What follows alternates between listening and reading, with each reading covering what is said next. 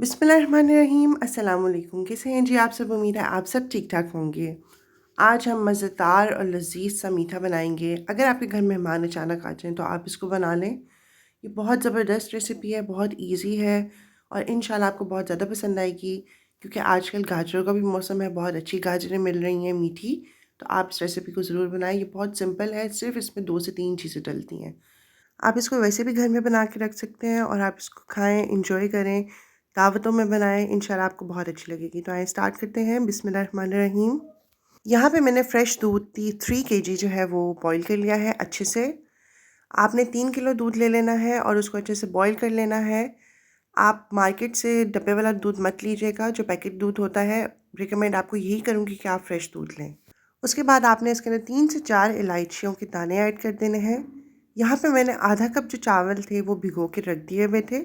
तकरीबन मैंने इसको 5 से 6 घंटे भिगो के रखा था, क्योंकि फिर ये इसमें ईज़िली जो है वो घुल जाएंगे और मेल्ट हो जाएंगे। तो आपने चावलों को जो है आधा कप ले लेना है और आपने उनको कम से कम 5 से 6 घंटे भिगो के रख देना है। इस चीज़ के बाद जब हम इसको अच्छे से मिक्स कर लेंगे, इसके बाद आपने इसके अंदर आधा किलो गाजरें कद्दूकश करके ऐड कर देनी है। आपने 3 केजी दूध के अंदर हाफ़ केजी जो है वो गाजरें ऐड कर देनी है। बहुत ज़्यादा गाजरें ऐड मत कीजिएगा, वरना फिर जब ये ड्राई होगा तो फिर आपको ऐसा फ़ील होगा कि इसमें सिर्फ़ गाजरें हैं। तो अगर आप मेरी रेसिपी फ़ॉलो करेंगे तो आप इसको सेम मेजरमेंट्स के साथ बनाना, इंशाल्लाह आपको परफ़ेक्ट रिज़ल्ट मिलेगा। इसके बाद जी हमने इसको अच्छे से मिक्स कर लेना है और आपने इसको पकाते रहना है। अब आपने इसमें कुछ-कुछ देर के बाद जो है वो चम्मच हिलाना है, मतलब कि इसको अच्छे से मिक्स करना है। लेकिन आपने इसको कम से कम जो घंटा है वो पकने देना है, क्योंकि ये आहिस्ता-आहिस्ता ड्राई होगा और ये अच्छा-सा बनेगा और ये खुद ही पकता जाएगा। यानी कि आपको इसमें बहुत ज़्यादा कोई मेहनत करने की ज़रूरत नहीं है कि आपको इसमें जो है वो चम्मच छोड़ना नहीं है, हिलाते रहना है। इस स्टेज पे आप जो है बस 10 मिनट बाद चम्मच हिला दिया करें एक बार, लेकिन अब आपने इसको अच्छे से पकने देना है। कम से कम आप इसको घंटा या कम से कम भी 45 मिनट्स तक आप इसको पकने दीजिएगा। और जी आप लोग मेरी वीडियो किस शहर या किस मुल्क से देख रहे हैं, मुझे कमेंट्स बॉक्स में ज़रूर बताएँ। मुझे बहुत अच्छा लगता है आप लोगों के कमेंट्स पढ़ के और बहुत ज़्यादा खुशी होती है। और जी अगर जिन लोगों ने मेरे चैनल को सब्सक्राइब नहीं किया तो वो मेरे चैनल को सब्सक्राइब कर दीजिए। ये आपकी तरफ से हमारे लिए प्यार होता है और हमारा और दिल करता है कि हम आप लोगों के लिए अच्छी और ईज़ी रेसिपीज़ लेकर आएँ। और जिन लोगों ने मेरे चैनल को ऑलरेडी सब्सक्राइब कर दिया है तो थैंक यू सो मच। अल्लाह ताला आप सबको सलामत रखें, आमीन। तो जी अब आपको नज़र आ रहा होगा कि अब इस गजरेले में जो है, यानी कि गाजर की खीर में है, वो उबाल सा आने लग गया है। तो इस स्टेज में हम अपनी लास्ट चीज़ ऐड करेंगे और वो है चीनी। यानी आपने एक साइड पे 2 कप चीनी के रखने हैं और आपने इसमें ऐड जो है वो हाफ़ करना है। यानी कि मैंने 3 किलो दूध के अंदर 1.5 कप चीनी ऐड किया है और मुझे ये परफ़ेक्ट मीठा लगा था, ना बहुत ज़्यादा मीठा था, ना बहुत कम मीठा था। बहुत बैलेंस्ड था कि जिससे हमें मीठा खाने का और दिल करता है, क्योंकि समटाइम्स जब हम बहुत ज़्यादा मीठा डाल देते हैं तो हमसे ज़्यादा चीज़ नहीं खाई जाती।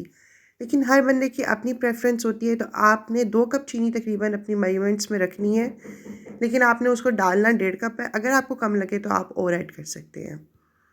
तो जी इस स्टेज पे आप देखें ये इसमें बबल्स बनना स्टार्ट हो जाएँगे और ये फटाफट से तैयार होने लग जाएगा, क्योंकि इसके अंदर चीनी है। इस स्टेज पे आपने इसमें चम्मच हिलाना नहीं छोड़ना, आपने लगातार इसको मिक्स करना है, वरना आपका जो गजरेला है, गाजर की खीर है, वो नीचे लग जाएगी। तो जी इस स्टेज पे आप यकजान करने के लिए इस खीर को, कि ये अच्छे से मिक्स हो जाए, जैसे कि हम दाल को प्रेशर में बंद करते हैं या उसको पकाते हैं कि वो अच्छे से मिक्स हो जाए, इसी तरह हम इस खीर में जो है वो मधानी का यूज़ करेंगे 3 से 4 मिनट के लिए। तो जी अल्हम्दुलिल्लाह ये परफ़ेक्टली जो है वो मिक्स हो चुकी है और ये पूरी खीर जो है वो यकजान हो चुकी है। इस स्टेज पे आपको अब ये बबल्स नज़र आ रहे होंगे। इस स्टेज पे जो है आपने अपना मुँह और हाथ बचाने हैं, क्योंकि जब ये गाढ़ी होने लगती है और पकने लगती है तो इसमें से जो है वो छींटें उड़ने लग जाती हैं दूध की। तो ये बहुत ज़्यादा डेंजरस होती हैं। तो आप इस स्टेज पे प्लीज़ कोई बड़ा चम्मच रखिएगा अपने हाथ में स्टार्टिंग से ही, कि लास्ट में आपके मुँह या हाथ पे कोई छींट ना पड़े। मैं आपके साथ अपना सारा पर्सनल एक्सपीरियंस शेयर करती हूँ, कोई फेक चीज़ नहीं होती। वही आपको दिखाती हूँ और बताती हूँ जो कि मैं खुद पर्सनली एक्सपीरियंस करती हूँ या जिस तरीके से मैं बनाती हूँ। तो जी जब इसमें बबल्स बनने लग जाएँ, जब इससे छींटे निकलने लग जाएँ, तो आपने इसको 5 मिनट मज़ीद पकाना है और उसके बाद आपने इसको निकाल लेना है। सर्व कर लें आप। और आप इसको गार्निश करने के लिए, इसको डेकोरेट करने के लिए कोई भी ड्राई फ्रूट यूज़ कर सकते हैं। मुझे पर्सनली बादाम पसंद है तो मैं इसके ऊपर बादाम डेकोरेट करूँगी। और मुझे ये सिंपल पसंद है क्योंकि कभी-कभी हर चीज़ का जो ओरिजिनल फ्लेवर होता है वो खाने में बहुत मज़ा आता है। और आप लोग मुझे कमेंट बॉक्स में बताएँ कि आप जहाँ पे रहते हैं उस जगह पे इसको गाजर की खीर कहा जाता है या गजरेला कहा जाता है? क्योंकि हमारे घर में यानी कि जहाँ हम रहते हैं वहाँ पे इसको गजरेला कहा जाता है। तो आप मुझे ज़रूर बताएँ और अगर आपको मेरी ये वीडियो पसंद आई है तो आप इस वीडियो को लाइक कर दें, इसको शेयर करें, इस पे कमेंट करें और मेरे चैनल को सब्सक्राइब कर दीजिए, मेरे चैनल को सपोर्ट करें और अल्लाह ताला हम सबके दस्तरख़्वान में बरकतें डालें, हम सबको अपनी अमान में रखें, अपना बहुत ज़्यादा ख़्याल रखिएगा और मुझे अपनी दुआओं में याद रखिएगा। अल्लाह हाफ़िज़।